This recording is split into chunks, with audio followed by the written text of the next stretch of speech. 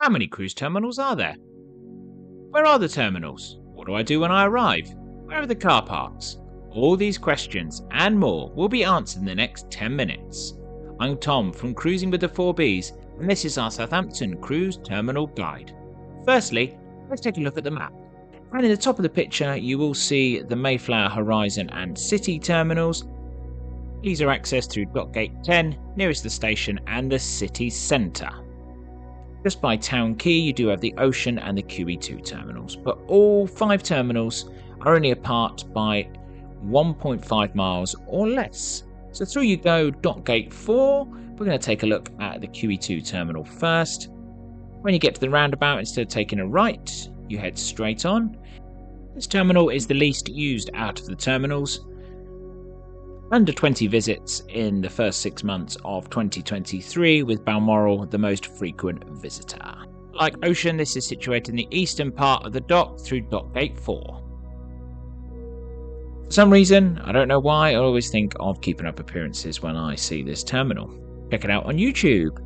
Can your terminal change is the question I always see. Yes, it can change. It is very rare for your terminal to be changed.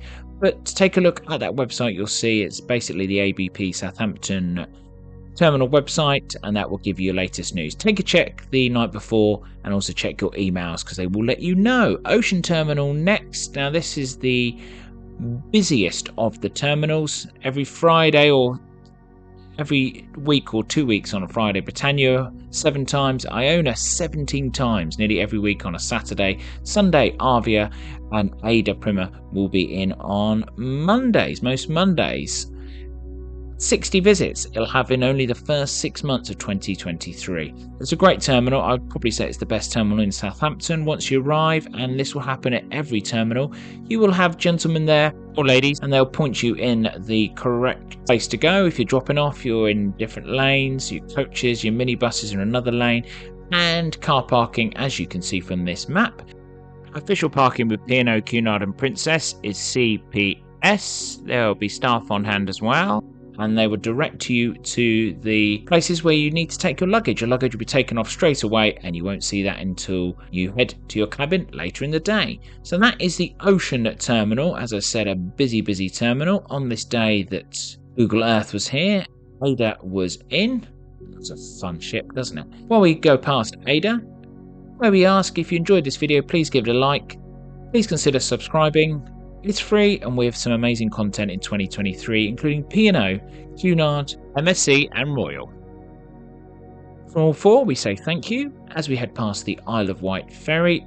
That is close as well as the Holiday Inn and Leonardo Hotel in Southampton. These 2 are the closest hotels, and Holiday Inn, if you're up high, gives you great views as the ships come in. So if you're staying overnight, some really cool views, and as you can see, those 2 are the nearest hotels to all 5 of the terminals. Let's continue over Southampton. You'll see West Quay shortly. They do offer some great prices if you want to leave your car in the West Quay car park. Question I also see on social media, are the terminals like airports? In one sense, yes, you've got security which you need to go through, but in another sense, no, because in cruise terminals, they want you in for a very short period of time. There's no shops, there's no restaurants, they want you in and out. Our average time is between 20 minutes and half an hour. So similar in some ways, but in other ways, completely different.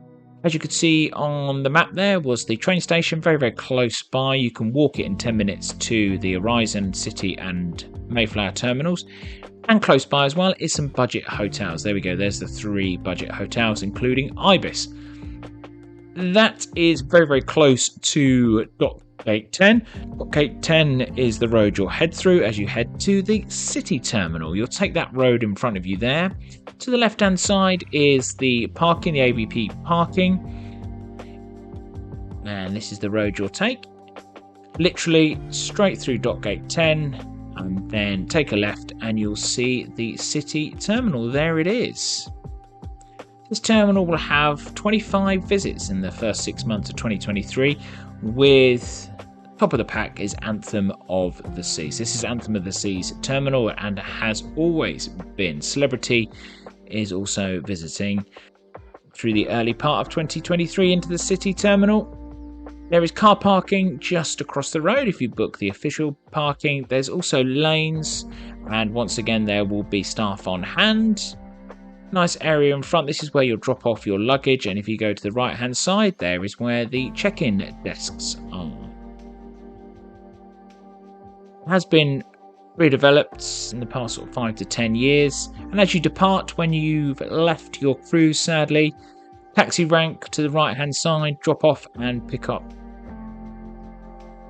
Nice little terminal. That is the third of our terminals we're looking at today, and that is the city terminal. Reminder, it's situated in the Western Docks through Dock Gate 10, next to the Horizon Terminal, right hand from the roundabout, also next to the Mayflower Park if you'd like to do some ship spotting and get some good ship photos. Talking about photos, don't forget to follow us, Cruising with the 4Bs, on Instagram and TikTok. We arrive at Horizon Terminal. This terminal is less than 2 years old. It was part funded by MSC, so you won't be surprised to see that the cruise ship with most arrivals and departures is Virtuosa. Over half of the arrivals and departures in the first 6 months are Virtuosa. It's Virtuosa's home, and also Norwegian will be visited on a few occasions. And the best thing is it's got the nearest car park. The car park is right there, right in front. A few strolls and you're in the terminal.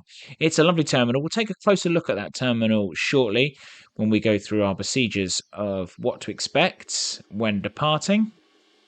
Quick note on the car parking. If you're going with MSC, Royal or Disney, it's ABP parking you need to book with. It's CPS if you're going with P&O, Cunard or Princess.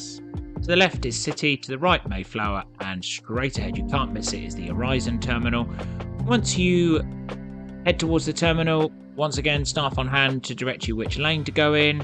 That'll be the same when you head off your cruise, drop-off points, taxis, and there we go. There is the Horizon Cruise Terminal.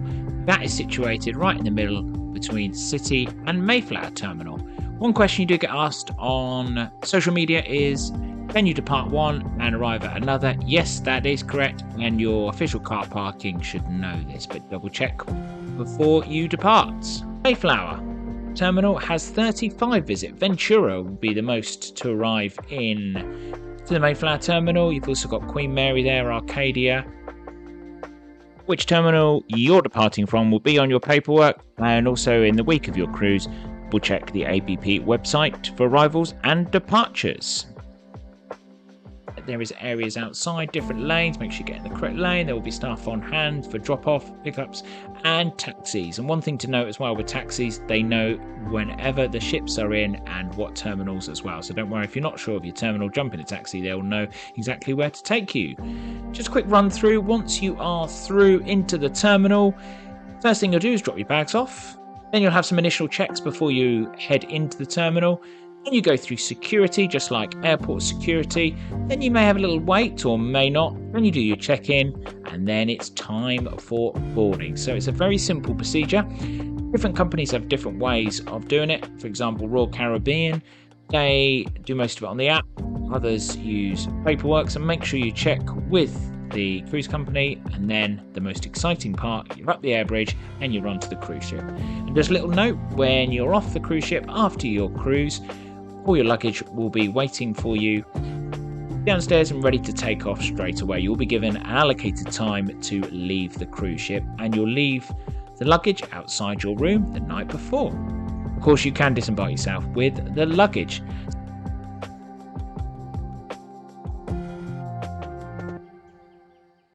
So there we go.